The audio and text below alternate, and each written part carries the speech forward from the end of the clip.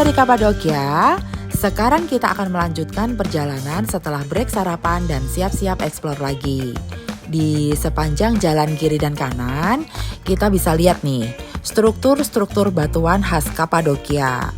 Kita foto stop sebentar lalu menuju ke Pigeon Valley.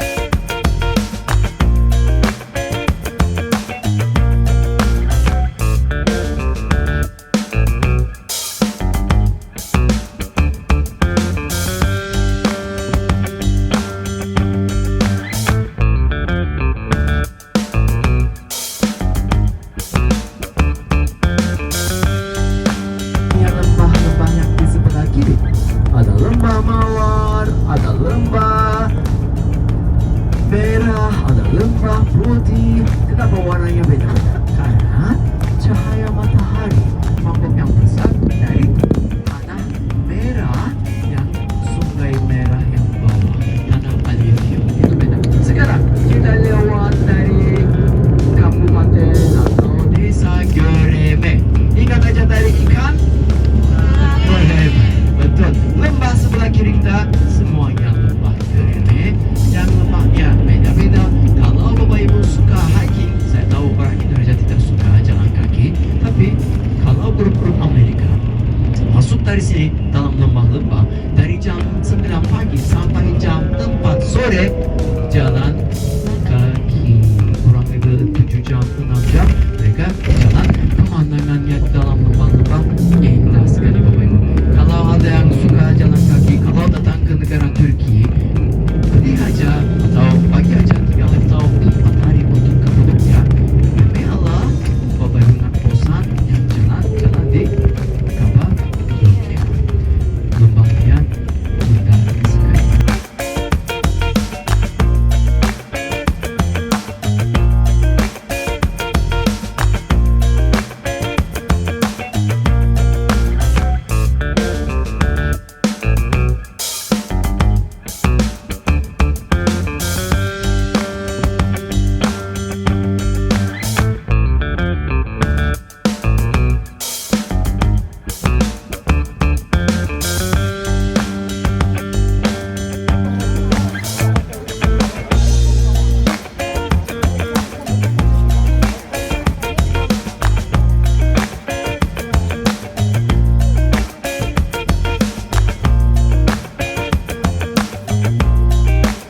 Sambil menikmati view Ucisar dari kejauhan, yuk kita kasih makan burung-burung dara di Pigeon Valley ini.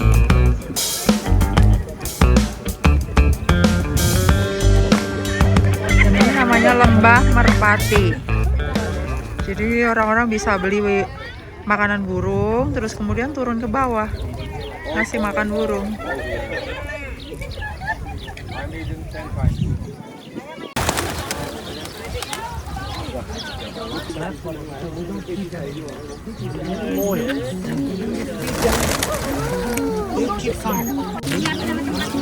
Lembah burung merpati.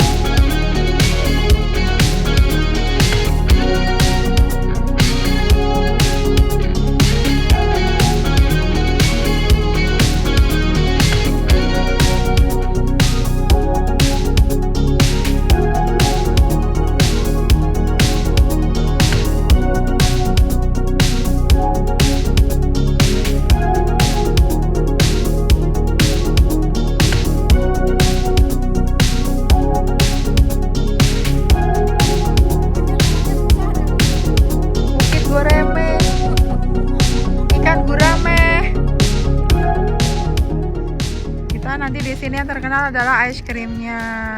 Kita mau coba ice cream. Campur. Satu.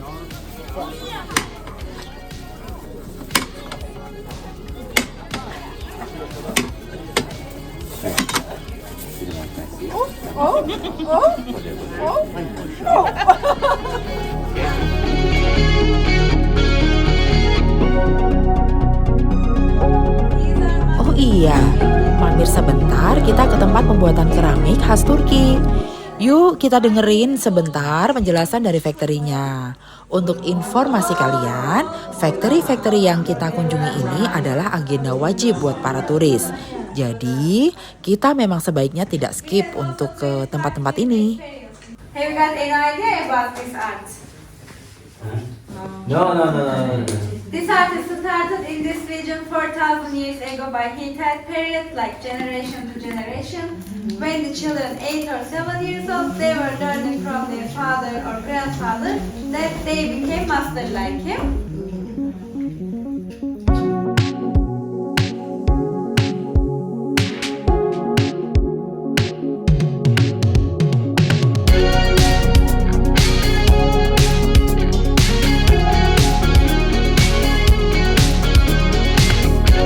After painting, we glaze it. Glaze means like glass powder with liquid. We are covering all the products and then we are baking in oven second time.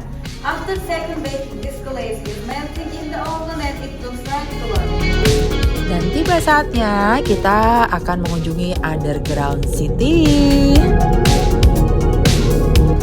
Ini jalan menuju ke Underground City. Dan kenapa udah terengah-engah ya? Oke, kita naik ke atas Underground City. Kota bawah tanah atau Underground City ini menurut sejarah dulunya merupakan kawasan gunung berapi, dan akibat dari letusan dahsyat dari gunung berapi tersebut, kawasan ini banyak dipenuhi oleh batuan basah yang rapuh. Gua-gua yang ada saat ini menurut sejarah sudah digunakan sejak abad 7-8 sebelum Masehi.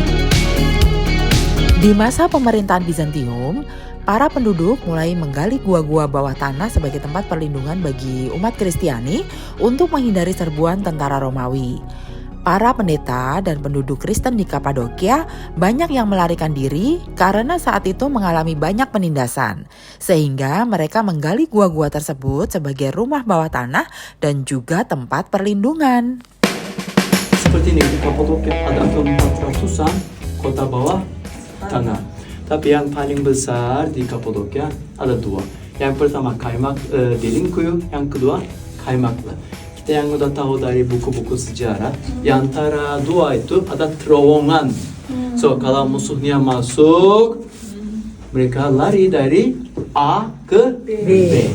So mereka yang pertama Derinkuyu 8 lantai, Kaymaklı 7 lantai. Tapi Bapak Ibu jangan mikir yang lantainya dari bawah ke atas. Ini balik. Dari atas ke bawah. So 1, 2, 3, 4, 5 begitu. Gereja di dalam Underground City. Yuk kita perhatikan sebentar detail-detail dari Underground City ini. Kemegahan Underground City di Kapadokia memang membuat wisatawan yang berkunjung takjub dan kagum dibuatnya.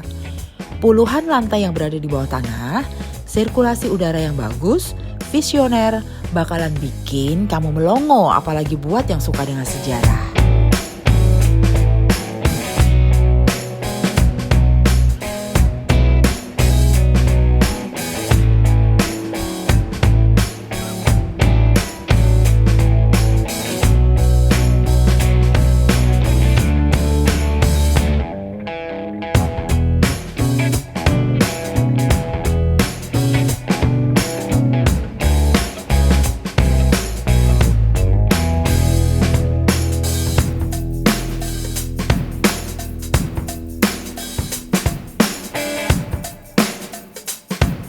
Oke teman-teman, setelah pagi hari kita menyaksikan sunrise dari balon udara, sekarang saatnya kita menunggu sunsetnya Kapadokia. Kali ini kita akan menikmati keindahan lembah-lembah dengan jalan yang ekstrem dengan safari jeep Kapadokia. Dan tentu saja destinasi-destinasi yang akan kita kunjungi dengan jalan-jalan terjal yang ekstrem ini tidak mungkin kita nikmati jika kita tidak ikut dengan program safari jeep Kapadokia. Kita lagi off-road guys. Nah, pakai jeep nih. Wow, relax. Pesannya cuma relax. Nih.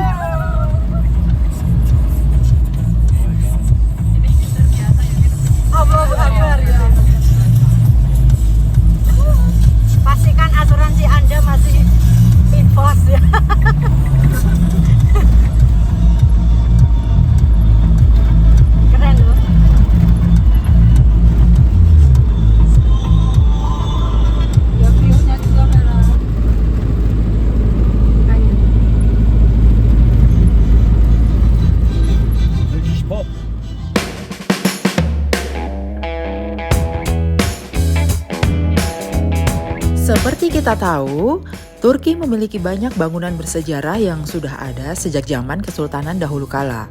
Salah satunya adalah Sultan Hani Karavanserai, yang merupakan bangunan hotel atau karavan besar peninggalan dari Sultan Ottoman yang juga menjadi salah satu hotel tertua di dunia.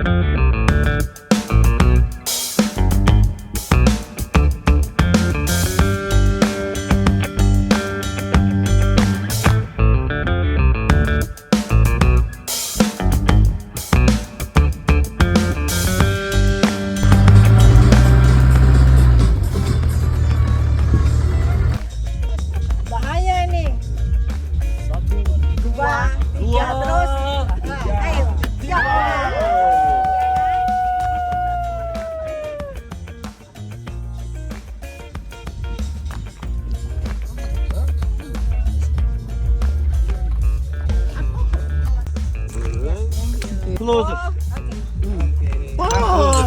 Deketan.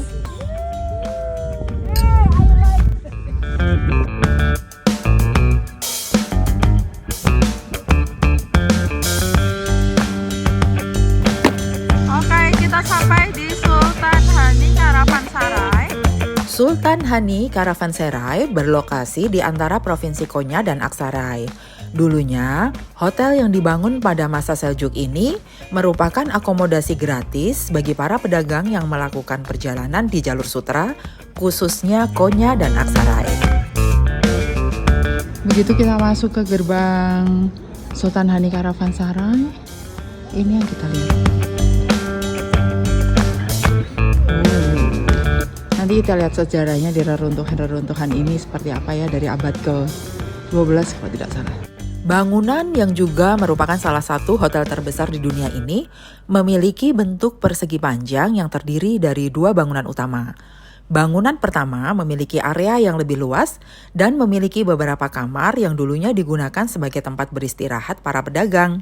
Di tengah halamannya yang luas, terdapat masjid yang terbuat dari batu persegi.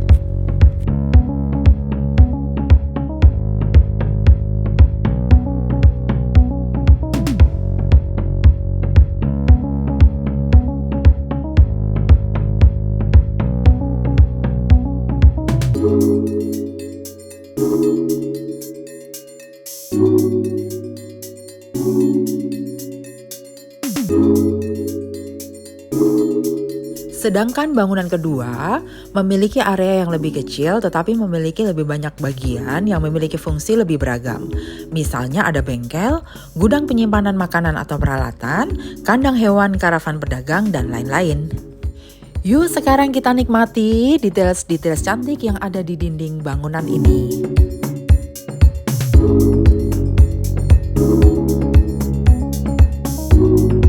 Itu pintu masuk, terus kemudian ini di samping ada kafenya dia.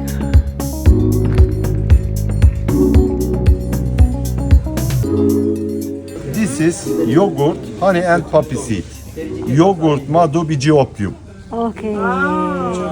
Jadi bawahnya ada si yogurtnya, terus dikasih sama honey sama madu, terus atasnya taburannya opium. Harganya 100 lira. Cara makannya cuma diaduk, terus kita bisa langsung makan. Yes. Yogurt, honey. This is natural honey. Oh. And this is poppy seeds. Biji opium. There you go. Thank you. This one. One more. One more. Sekarang kita akan melanjutkan perjalanan tetap masih di Pamukkale.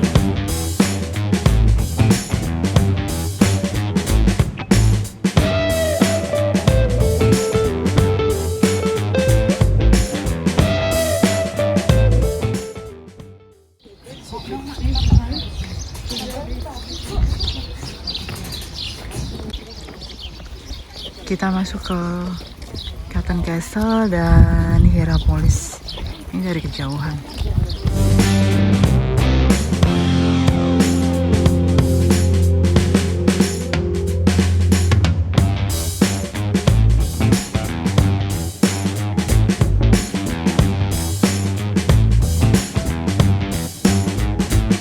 Hierapolis dan Cotton Castle berada di satu lokasi. Berjalan dari pintu gerbang Hierapolis, kita mulai disuguhkan oleh museum terbesar di dunia.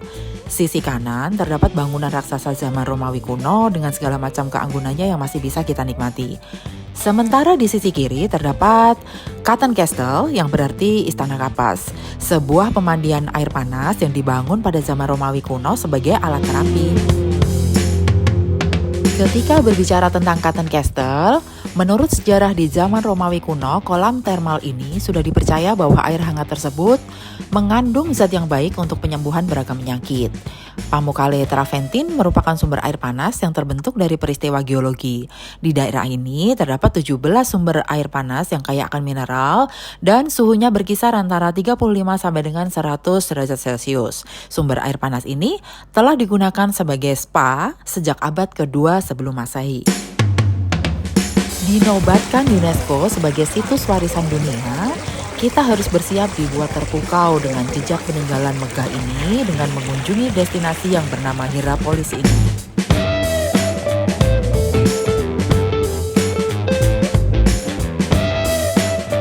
Ando karput media seccade. Madam Tuan.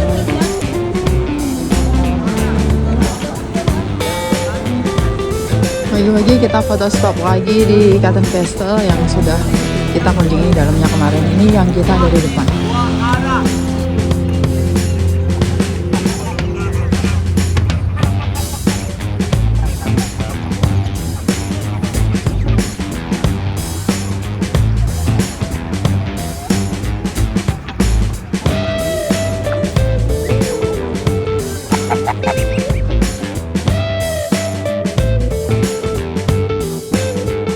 Sekarang kita memasuki kota kuno Efesus.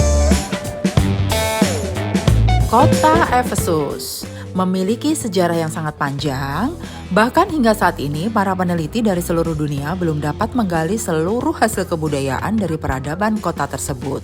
Para arkeolog harus melakukan ekskavasi pada wilayah yang sangat luas, mencakup seluruh bagian utama kota dan lingkungan sekelilingnya yang terdiri dari area perbukitan dan lembah.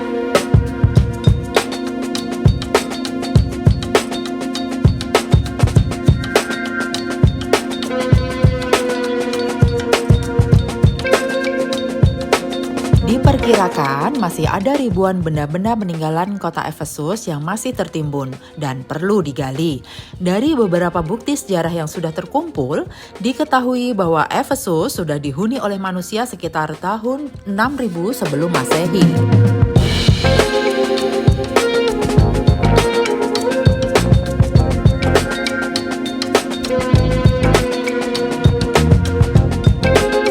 Kota Efesus terkenal dengan bangunan kuil Artemis yang merupakan satu dari 7 keajaiban dunia kuno.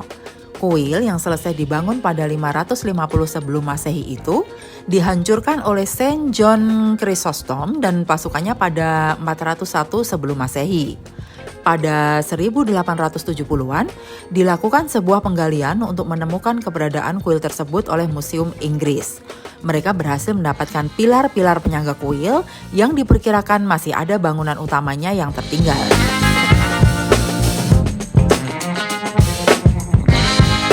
Dan teman-teman, mari kita menyusuri kota Efesus yang merupakan peninggalan-peninggalan dan reruntuhan di zaman itu.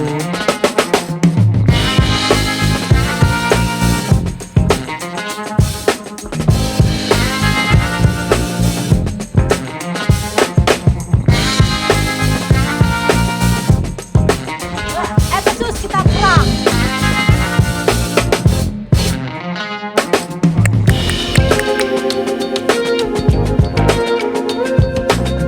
Selain peninggalan-peninggalan reruntuhan di kota-kota kuno yang sudah kita singgahi, kita akan melanjutkan perjalanan ke kota yang sangat terkenal di Turki, yaitu Bursa.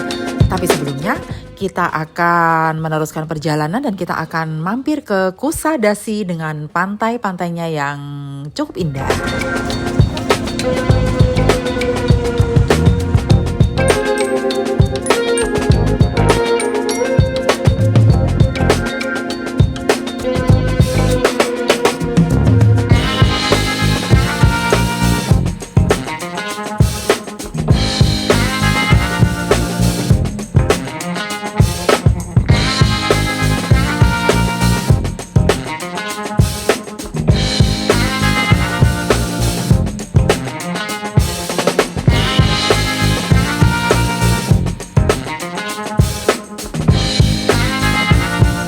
Teman-teman, kita sudah sampai di Bursa.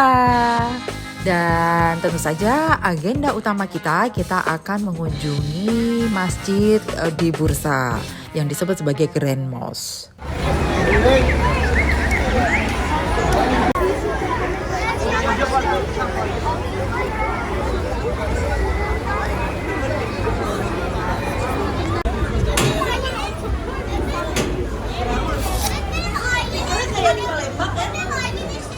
Masjid Bursa dalam bahasa Turki disebut sebagai Bursa Kami atau lebih dikenal dengan Masjid Raya Bursa atau Bursa Ulu Kami adalah sebuah masjid bersejarah peninggalan Kesultanan Utsmaniyah yang berada di kota Bursa, Provinsi Bursa, Turki.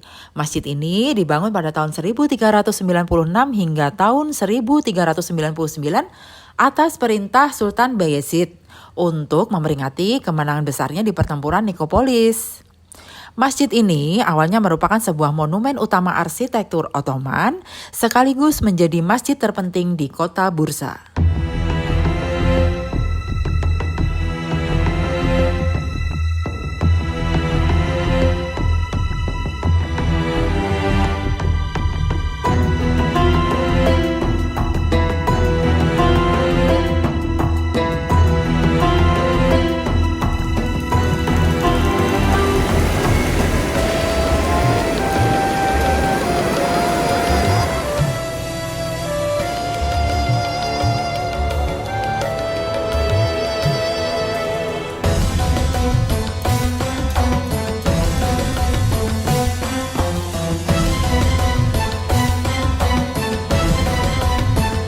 Selain Grand Mosque atau Bursa Ulu Kami ini, kita juga masih dari Bursa akan mengunjungi masjid yang lain yang disebut sebagai Green Mosque.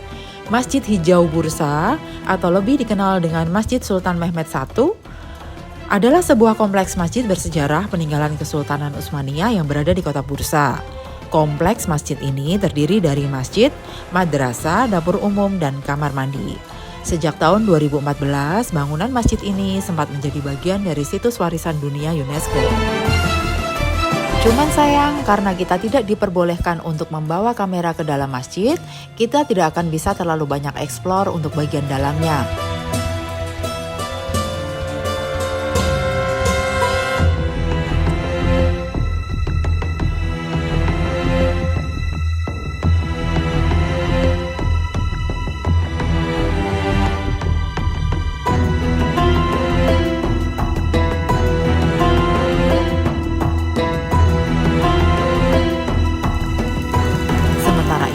Masjid ini dibangun oleh Sultan Mehmed I yang memerintah dari tahun 1413 hingga 1421 setelah perang melawan saudara-saudaranya untuk menyatukan kembali Kekaisaran Ottoman.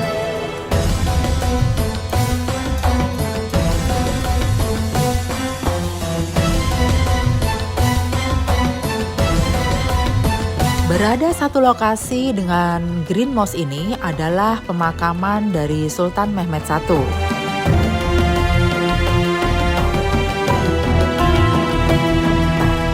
Kemudian Sultan Mehmed I dimakamkan di kompleks ini atas perintah putra dan penerusnya Murad II yang tinggal di kompleks tersebut. Namun pekerjaan renovasi masjid ini tetap berlanjut setelah kematian Sultan Mehmed I.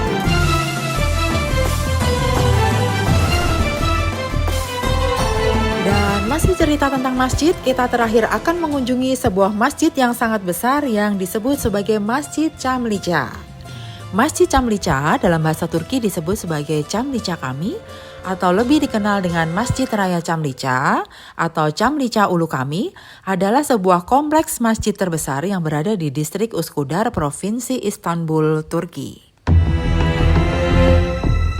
Kompleks masjid ini dibangun pada tahun 2013 di atas Bukit Çamlıca yang dibangun dengan menggabungkan galeri seni, perpustakaan, dan ruang konferensi.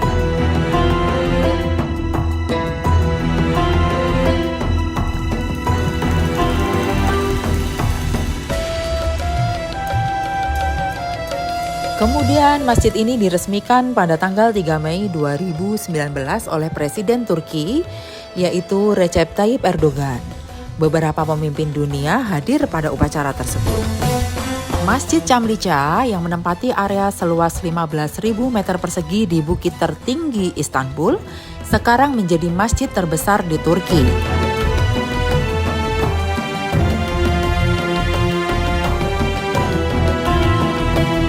Dibangun dalam gaya arsitektur Ottoman Seljuk oleh dua arsitek perempuan, masjid ini dapat dengan mudah dilihat dari setiap sudut kota.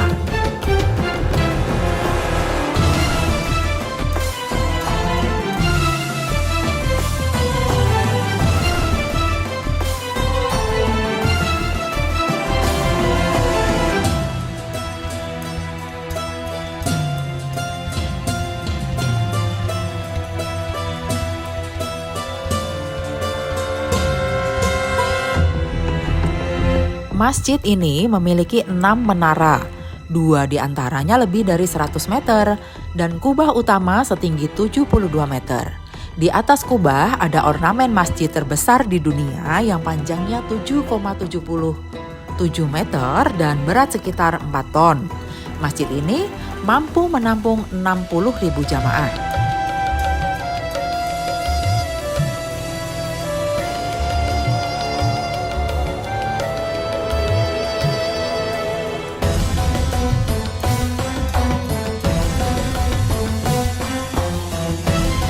Dan di ujung perjalanan cerita kita di Turki ini, kita akan menikmati wisata belanja di Ortaköy dan Taksim Square. Pemandangannya Selat Bosphorus. Ini Selat Bosphorus. Sebelah kanan bawah ada ada Istana Beylerbeyi. Hari yang pertama kita sudah lihat yang digunakan sebagai istana musim panas.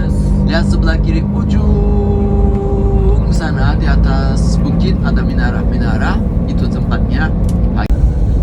Setelah melewati jembatan Bosphorus, kita tadi sebelumnya berada di benua Asia dan sekarang kita sudah berada di benua Eropa dengan tulisan Welcome to Europe. Sebentar lagi kita akan sampai dan Bapak Ibu silakan siapkan barang-barang.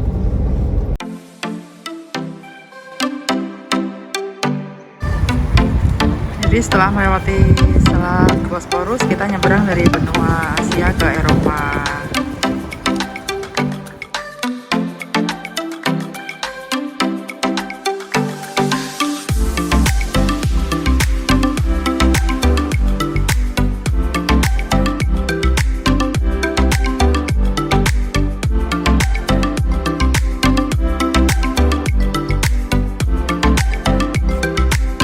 Kalian bisa bisa dengan santai menyusuri alun-alun Ortaköy, di mana juga banyak sekali makanan yang dijual di sana. Dan kemudian kalian juga bisa menikmati jalan dengan santai di Taksim Square, di mana banyak sekali barang-barang yang bisa kita jadikan sebagai oleh-oleh.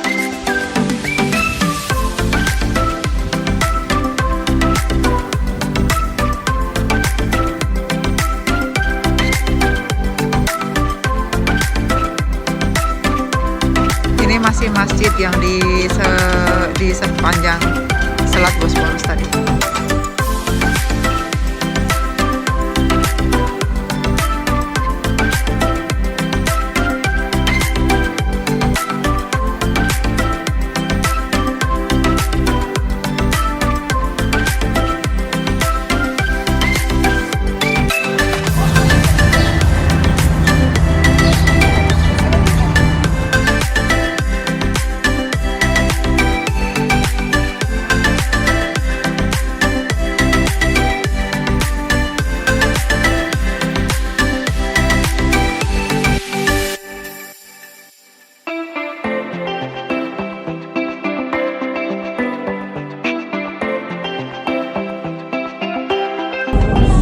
Sebelah kiri masih Istana Dolma Bahçe, dan sebelah kiri lagi Masjid Dolma Bahçe.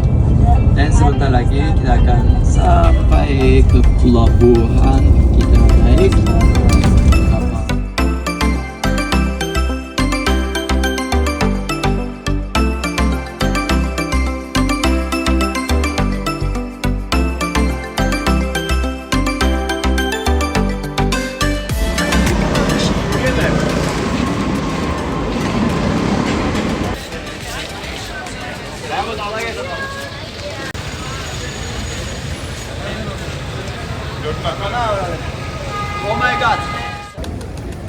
Ini kita jalan-jalan strolling around di Istanbul, dan ini adalah jalanan kita menuju ke Grand Bazaar. Nanti kita sama-sama lihat Grand Bazaar seperti apa.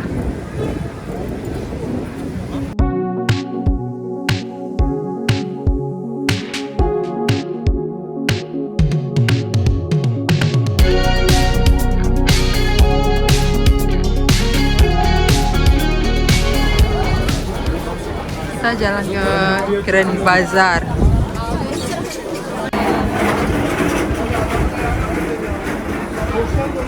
Rasanya lucu-lucu semua ya. Masuk. Sabar.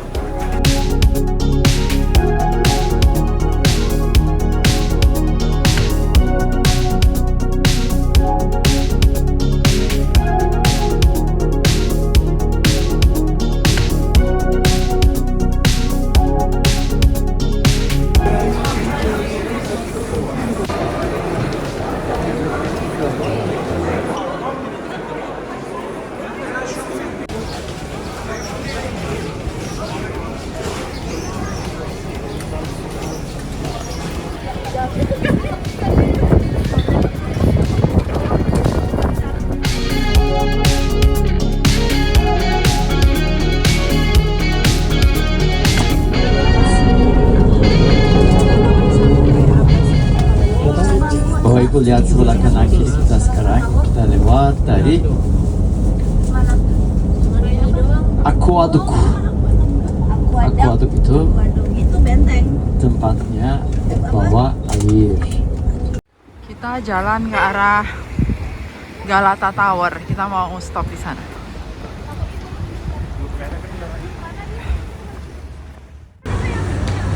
Ini tadi kalau nggak salah apa ya? Galata Tower. Nggak, gimana sih on the way ke Galata Tower gitu kan?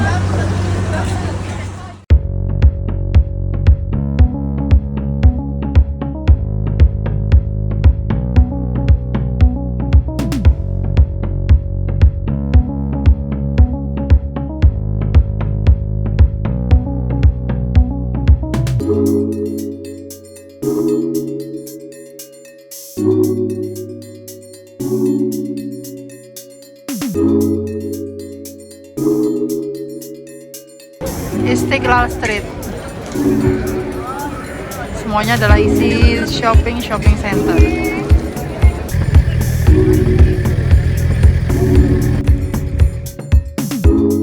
Dengan demikian selesai sudah perjalanan selama 10 hari kita di Turki teman-teman. Dan sampai jumpa dalam perjalanan berikutnya. Bye-bye.